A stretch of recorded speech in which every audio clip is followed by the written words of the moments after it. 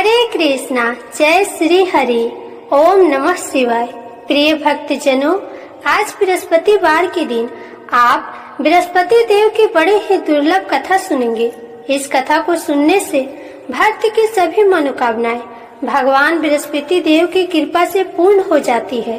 तो आइए बड़े ही श्रद्धा और प्रसन्न चित्त मन से इस कथा को सुनते हैं। भारतवर्ष में एक प्रतापी और दानी राजा राज्य करता था। वह नित्य गरीबों व ब्राह्मणों की सहायता करता था। यह बात उसकी रानी को अच्छी नहीं लगती थी। वह न गरीबों को दान देती और न ही भगवान का पूजन करती थी और राजा को भी दान देने से मना किया करती थी। एक दिन राजा शिकार खेलने वन को गए हुए थे तो रानी महल में अकेली थी। उसी समय बृहस्पति देव साधु के वेश में राजा के महल में भिक्षा के लिए गए। भिक्षा मांगी तो रानी ने भिक्षा देने से इनकार किया और कहा, हे साधु महाराज, मैं तो दान पुण्य से तंग आ गई हूँ। मेरा पति सारा धन लुटाते रहता है। मेरी इच्छा है कि हमारा सारा धन नष्ट हो जाए, फिर न रहेगा बांस न बजेगी बांसुरी। साधु ने कहा, देवी, तुम तो बड़े विचित्र हो। धन संपत्ति तो सभी चाहते हैं, पुत्र और लक्ष्मी तो पापी के घर में भी होने चाहिए। यदि तुम्हारे पास अधिक धन है तो भूखों को भोजन करवाओ, प्यासों के लिए कुआं लगवाओ, मुसाफिरों के लिए धर्मशालाएं खोलवाओ और जो निर्धन अपनी कुंवारी कन्याओं का विवाह नहीं कर सकते हैं उनका विवाह करा दो। ऐसे और कई काम है जिनको करने से तुम्हारा यश लोक परलोक में फैलेगा। परंतु रानी पर उपदेश का कोई भी प्रभाव न पड़ा। वह बोली, महाराज, आप मुझे कुछ न समझाइए।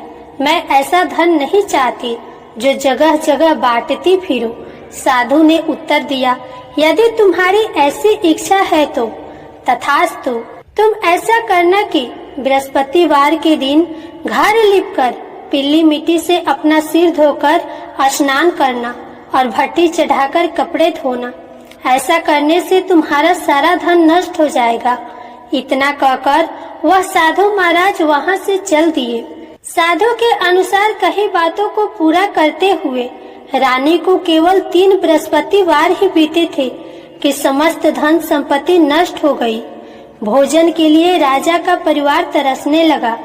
तब एक दिन राजा ने रानी से बोला कि हे रानी, तुम यहीं रहो, मैं दूसरे देश को जाता हूँ, क्योंकि यहाँ पर सभी लोग मुझे जानते हैं, इसलिए मैं कोई छोटा कार्य नहीं कर सकता। ऐसा कहकर राजा परदेश चला गया। वहाँ वह जंगल से लकड़ी काट कर लाता और शहर में बेचता। इस तरह वह अपना जीवन व्यतीत करने लगा। इधर राजा के प्रदेश जाते ही रानी और दासी दुखी रहने लगे। एक बार जब रानी और दासी को बिना भोजन के 7 दिन तक रहना पड़ा तो रानी ने अपनी दासी से कहा, हे दासी, पास के ही नगर में मेरी बहन रहती है। वह बड़ी धनवान है। तू उसके पास जा और कुछ ले आ ताकि थोड़ी बहुत गुजर बसर हो जाए। दासी रानी के बहन के पास गई। उस दिन गुरुवार था और रानी की बहन उस समय बृहस्पतिवार व्रत की कथा सुन रही थी।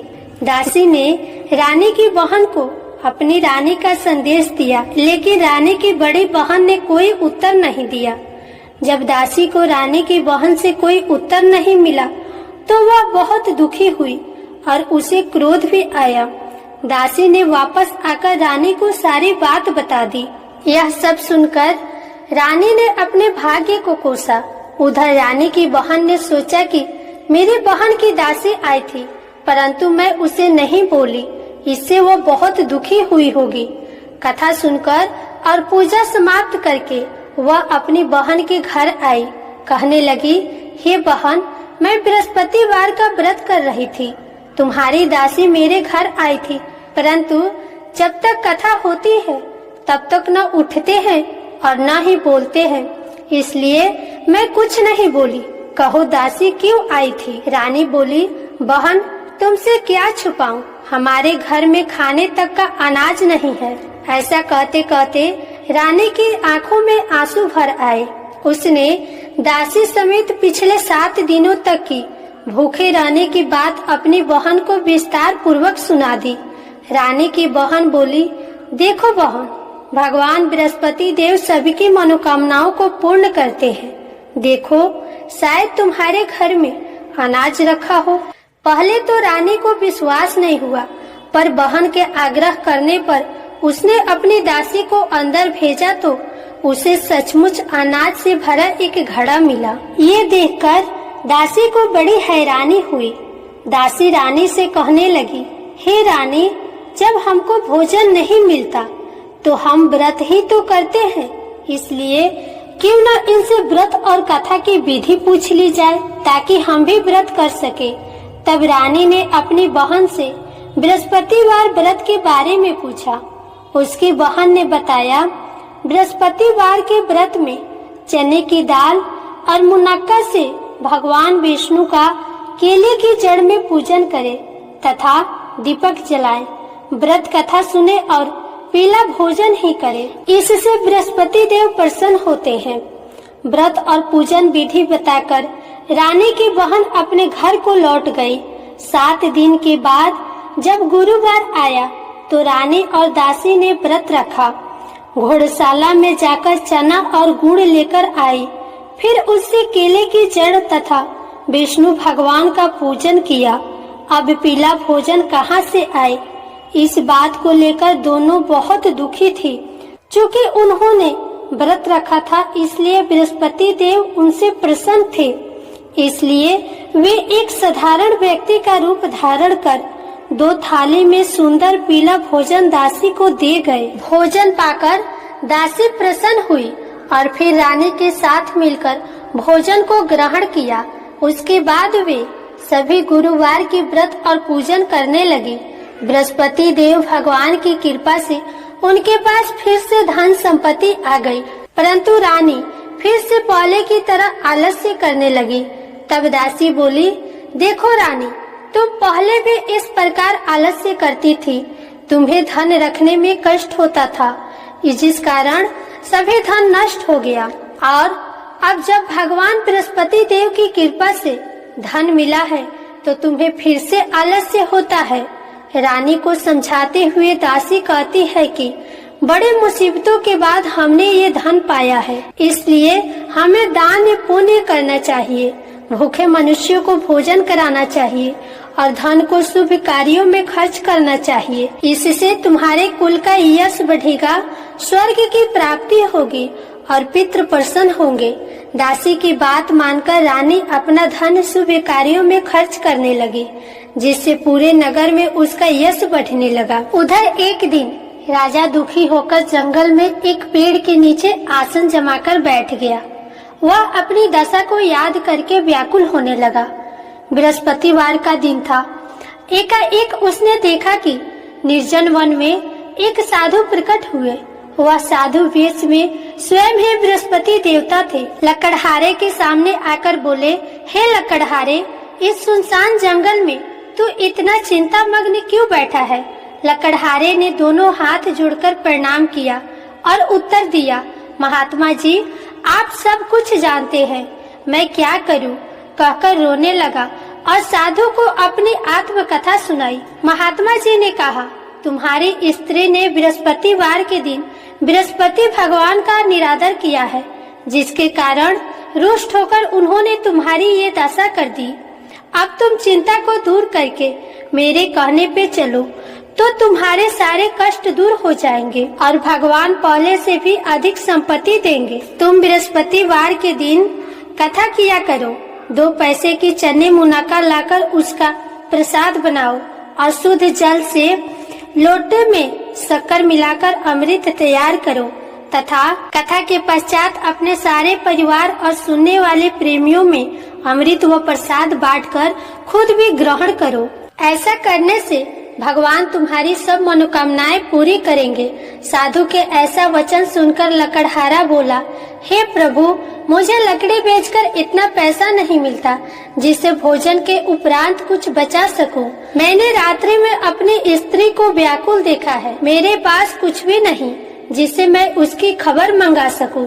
साधु ने कहा, हे लकड़हारे, तुम किसी बात की चिंता मत करो। बृहस्पतिवार के दिन तुम रोजाना की तरह लकड़ियां लेकर शहर को जाओ। तुमको रोज से दुगुना धन प्राप्त होगा, जिससे तुम भली भांति भोजन कर लोगे और बृहस्पति देव की पूजा का सामान भी हो जाएगा। इतना कहकर साधु महाराज अंतर ध्यान हो गए। धीरे धीरे समय व्यतीत होने पर फिर वह बृहस्पतिवार का दिन आया। लकड़हारा जंगल से लकड़ी काटकर किसी शहर में बेचने गया। उसे उस दिन और दिन से अधिक पैसा मिला। राजा ने चना और गुड़ आदि लाकर गुरुवार का व्रत किया। उस दिन से उसके सभी कलेश दूर हो गए। परंतु जब दोबारा बृहस्पतिवार का दिन आया तो बृहस्पतिवार का व्रत करना भूल गया, जिसके कारण बृहस्पति भगवान नाराज हो गए। उस दिन उस नगर के राजा ने विशाल यज्ञ का आयोजन किया था तथा शहर में यह घोषणा करा दी कि कोई भी मनुष्य अपने घर में भोजन न बनाए और न आग जलाए। समस्त जनता मेरे यहाँ भोजन करने आए। इस आज्ञा को जो न मानेगा उसे फांसी की सजा दी जाएगी। इस प्रकार की घोषणा संपूर्ण नगर में करवा दी गई। राजा की आज्ञा के अनुसार शहर के सभी लोग भोजन करने गए, लेकिन लकड़हारा कुछ देर से पहुंचा। इसलिए राजा उसको अपने साथ घर लेकर गए और घर ले जाकर भोजन करा रहे थे तो रानी की दृष्टि उस खूंटी पर पड़ी जिस पर उनका हार लटका हुआ था। वहाँ पर वह हार दिखाई नहीं दिया। रानी ने निश्चय किया कि मेरा हार इस मनुष्य ने चुरा लिया है। उसी समय सिपाहियों को बुलवाकर उसको कारागार में डलवा दिया गया। जब लकड़हारा कारागार में पड़ गया और बहुत दुखी होकर विचार करने लगा कि न जाने कौन से पूर्व जन्म के कर्म से मुझे यह दुख प्राप्त हुआ है, और उसी साधु को याद करने लगा जो कि जंगल में मिला था। उसी समय तत्काल बृहस्पति देव साधु के रूप में प्रकट हुए और उसकी दशा को देखकर कहने लगे, अरे मूर्ख, तूने बृहस्पति देव की कथा नहीं करी, जिस कारण तुम्हें यह दुख प्राप्त हुआ है। अब चिंता मत कर। बृहस्पतिवार के दिन कारागार के दरवाजे पर 4 पैसे पड़े मिलेंगे। उनसे तू बृहस्पति देव की पूजा करना, तेरे सभी कष्ट दूर हो जाएंगे। बृहस्पतिवार के दिन उसे 4 पैसे मिले। लकड़हारे ने कथा कही। उसी रात्रि को बृहस्पति देव ने उस नगर के राजा को स्वप्न में कहा, हे राजा, तुमने जिस आदमी को कारागार में बंद किया है वह निर्दोष है, उसे छोड़ देना। रानी का हार उसी खूंटी पर लटका है। अगर तू ऐसा नहीं करेगा तो मैं तेरे राज्य को नष्ट कर दूंगा। इस तरह रात्रि के स्वप्न को देखकर राजा प्रातः काल उठा और खूंटी पर हार देखकर लकड़हारे को बुलाकर क्षमा मांगी और लकड़हारे को योग्य सुंदर वस्त्र आभूषण देकर विदा कर दिया। बृहस्पति देव की आज्ञा के अनुसार लकड़हारा अपने नगर को चल दिया। राजा जब अपने नगर के निकट पहुंचा तो उसे बड़ा आश्चर्य हुआ। नगर में पहले से अधिक बाग, तालाब, कुएं तथा बहुत सी धर्मशालाएं, मंदिर आदि बन गई है। राजा ने पूछा, यह किसका बाग और धर्मशाला है? तब नगर के सब लोग कहने लगे, यह सब रानी और बंदी के हैं। तो राजा को आश्चर्य हुआ और गुस्सा भी आया। रानी ने यह खबर सुनी कि राजा आ रहे हैं तो दासी से कहा, हे दासी, देख राजा हमको कितनी बुरी हालत में छोड़ गए थे। हमारी ऐसी हालत देखकर वह लौट न जाए, इसलिए तू दरवाजे पर खड़ी हो जा। आज्ञा के अनुसार दासी दरवाजे पर खड़ी हो गई। राजा आए तो उन्हें अपने साथ लेकर आई। तब राजा ने क्रोध करते हुए रानी से पूछा कि यह धन तुम्हें कैसे प्राप्त हुआ? तब रानी ने कहा, हमें यह धन बृहस्पति देव की इस व्रत के प्रभाव से प्राप्त हुआ है। राजा ने यह निश्चय किया कि 7 रोज बाद तो सभी बृहस्पति देव का पूजन करते हैं, परंतु मैं प्रतिदिन दिन में 3 बार कहानी कहूँगा और रोज व्रत किया करूँगा। अब हर समय राजा के दुपट्टे में चने की दाल बंधी रहती और दिन में 3 बार कहानी कहते और व्रत किया करते। एक रोज राजा ने विचार किया कि चलो अपनी बहन के यहाँ हो आवे। इस तरह निश्चय करके राजा घोड़े पर सवार होकर बहन के यहाँ को चलने लगा। मार्ग में उसने देखा कि कुछ आदमी मुर्दे को लिए जा रहे हैं। उन्हें रोककर राजा कहने लगा, अरे भाइयों, मेरे बृहस्पति देव की कथा सुन लो। वे बोले, लो, हमारा तो आदमी मर गया है, इसको अपनी कथा की पड़ी है। परंतु कुछ आदमी बोले, अच्छा कहो, हम तुम्हारी कथा भी सुनेंगे। राजा ने दाल निकाली और जब कथा आधी हुई थी तो मुर्दा हिलने लगा। जब कथा समाप्त हुई तब आदमी राम राम करके उठ खड़ा हो गया। वहाँ से कथा समाप्त करके राजा फिर आगे बढ़ा। आगे मार्ग में उसे एक किसान खेत में हल चलाता मिला तो राजा ने उसे देखकर बोला, अरे भैया, तुम मेरे बृहस्पतिवार की कथा सुन लो। किसान बोला, जब तक मैं तेरी कथा सुनूंगा तब तक 4 हरैया जोत लूंगा। जा, अपनी कथा किसी और को सुनाना। तब राजा आगे चलने लगा। राजा के हटते ही बैल पछाड़ खाके गिर गए और किसान के पेट में बड़े जोर का दर्द होने लगा। उस समय उसकी माँ रोटी लेकर आई और उसने जब यह देखा तो बेटे से सब हाल पूछा और बेटे ने सभी हाल कह दिया। तो बुढ़िया माई दौड़ी दौड़ी राजा के पास गई और बोली कि मैं तेरी कथा सुनूंगी, तू अपनी कथा मेरे खेत पर चलकर कहना। राजा ने बुढ़िया के खेत पर जाकर कथा कही, जिससे कि वह बैल उठकर खड़े हुए और किसान की पेट का दर्द भी खत्म हो गया। राजा अपनी बहन के घर पहुंचा। बहन ने भाई की खूब मेहमानी की। दूसरे रोज प्रातः काल राजा जागा तो वह देखने लगा कि सब लोग भोजन कर रहे हैं। राजा ने अपनी बहन से कहा, ऐसा कोई मनुष्य है जिसने भोजन नहीं किया हो? मेरी बृहस्पतिवार की कथा सुन ले। राजा की बहन ने कहा, हे भैया, यह देश ऐसा है जहाँ की पहले लोग भोजन करते हैं, बाद में कोई अन्य काम करते हैं। अगर कोई पड़ोस में हो तो देख आऊं।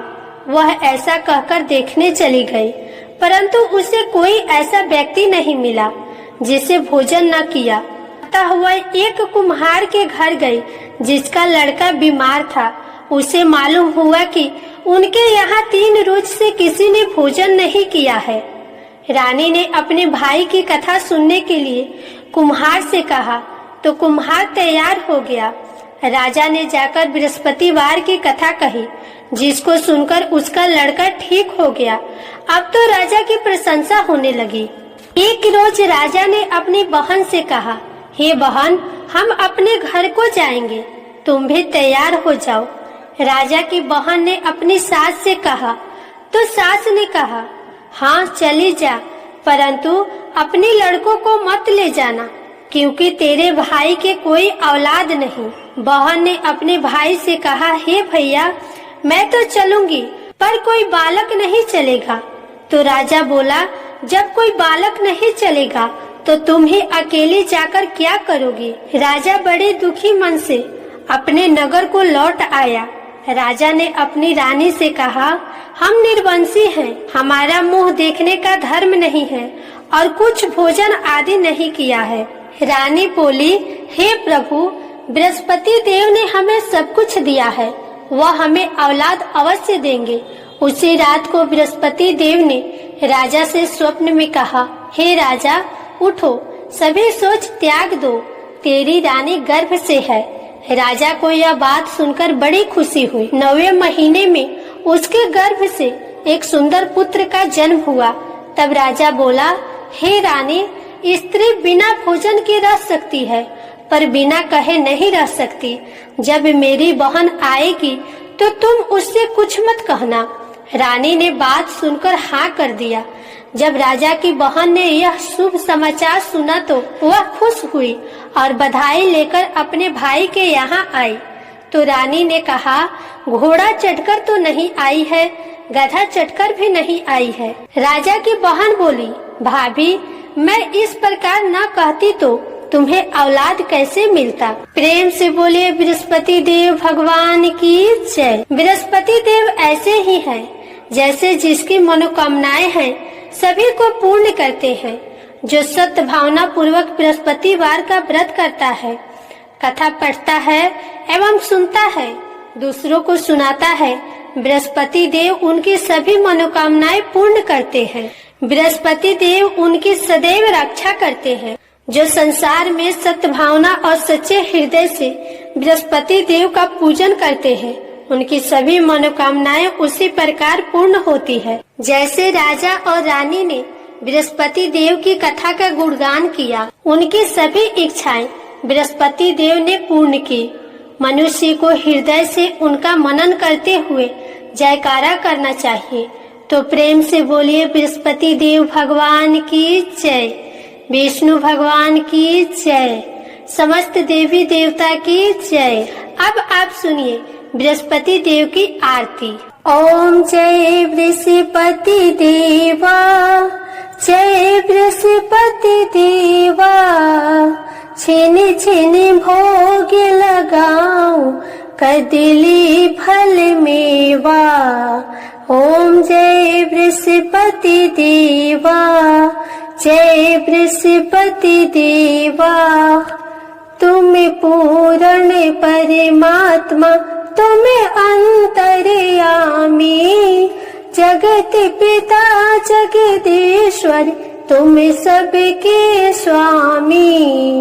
ओम जय बृहस्पति देवा, जय बृहस्पति देवा, चरणामृत निज निर्मल सब पातक हरता, सकल मनोरथ दायक कृपा करो भरता।